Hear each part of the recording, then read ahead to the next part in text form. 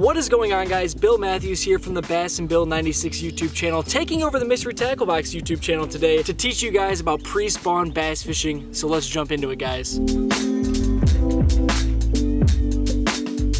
So in this video, we're going to be breaking down my 3-step approach to pre-spawn bass fishing, along with covering some of the areas that you guys should be looking for pre-spawn bass. The first thing that I do when fishing this time of year is I pick out a search bait. Today we're going to be using the Rapala GT6. The reason that we're going with the GT6 is because this crankbait is made of balsa wood, which means it has a little bit of a tighter action because the water temperatures are still a little bit cold. But first step, we want a bait that moves, a bait that we could cover a lot of water with, and that's what we're going to go with right here today. So first spot of the day, let me just break down why we're starting right here, guys. So when it comes to areas that you should be fishing during the pre-spawn, the most important thing is finding shallow water near some deep water. The spots that those fish are going to come out of their wintering holes and move up and start to get the feed on.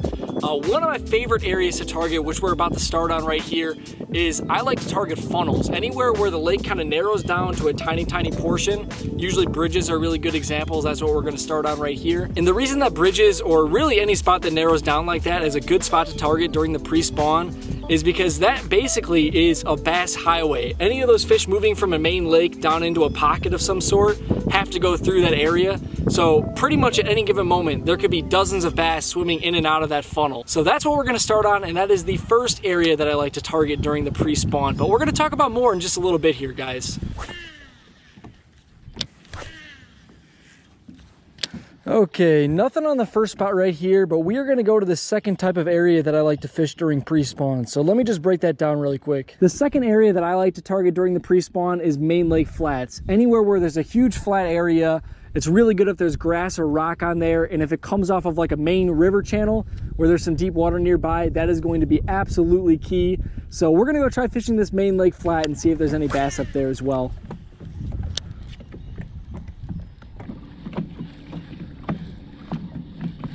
There we go, first one on the GT6. Second cast on this main lake flat right here.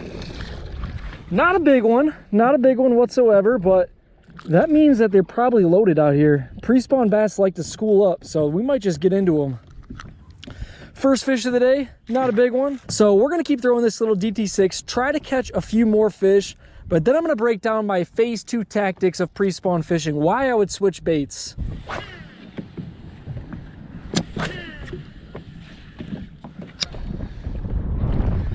Okay, no more action on the GT6 so far, so I'm going to break down phase number 2 to my pre-spawn approach. So step number 2 is a swing head jig. Today we have the heavy metal tungsten swing football head.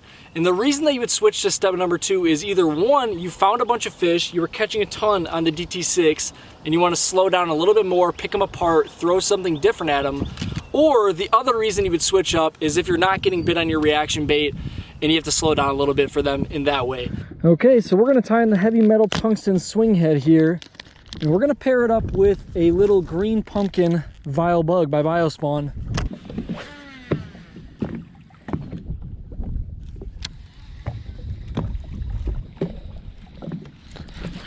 There we go, on the swing head. Oh, she popped off. She popped off. First bite on the swing head though, on that little vile bug. So the reason that we switched up to this, and also I didn't get any penetration, I had kind of a bad hook set on that fish, but the reason that we switched up to this is because we got one bite on the crankbait, so we knew that there were fish in the area. This main lake flat, it's gonna hold fish in the pre-spawn, but for some reason the crankbait wasn't really getting bit. It might have been because the sun's high in the sky.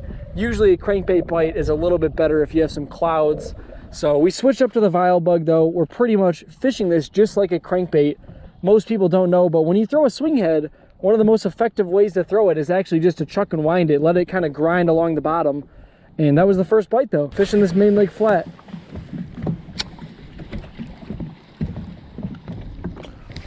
There we go. Stay pinned up, baby.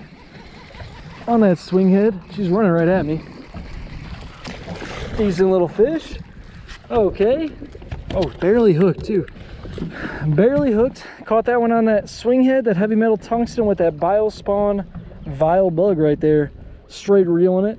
Nice little 14-inch bass probably. Not a giant, but first little halfway decent one of the day. Just working the edge of this main lake flat right here, leading back into this pocket. Gonna probably try to catch one or two more right here. Then we're gonna move on to the final area that I like to target during pre-spawn fishing.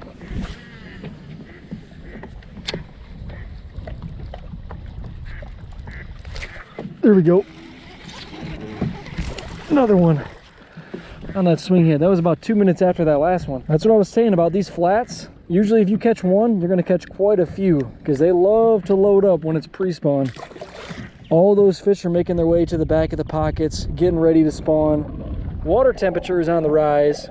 We've got like mid-50s today, so should catch a few more on this. Probably gonna just try to catch one more, and then like I said, we're gonna move on to the last tactic and the last area that I like to target during the pre-spawn.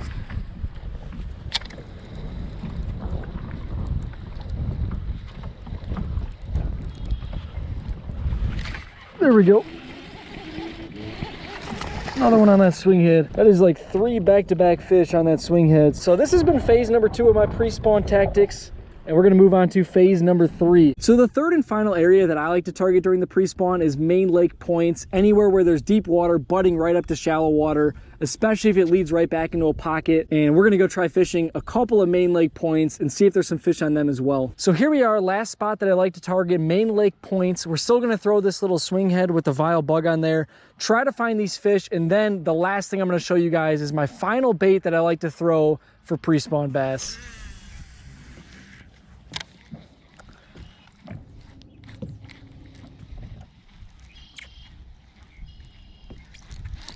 There we go. Oh, there we go. Decent one too. Decent one. Okay, that was a bad boat flip, guys. Sorry about that. Solid fish though. That's definitely the biggest one that we've caught so far.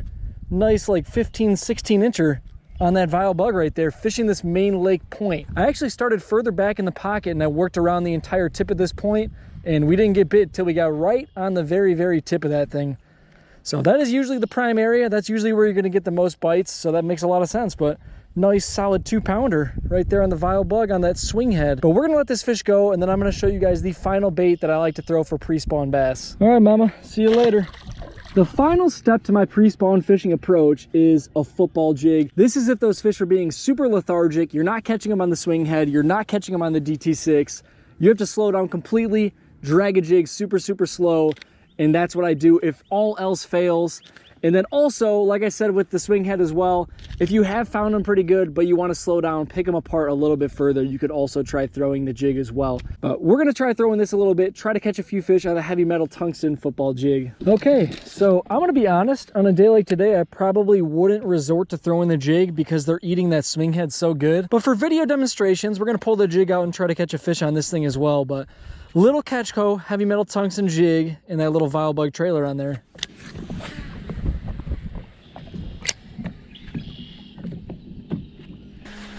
Okay, no jig bites on this main lake point, but I was thinking, since we didn't catch anything in that first little funnel spot, that bridge, I'm gonna go back there and fish that bridge, and if we don't get bit there, I'm gonna run another funnel spot, since you guys haven't seen me catch a fish off of one of them yet, and I just wanna show you guys everything. So let's go to that bridge, give it a go, and if not, we're gonna fish some other funnels and try to catch a fish on that heavy metal tungsten football jig.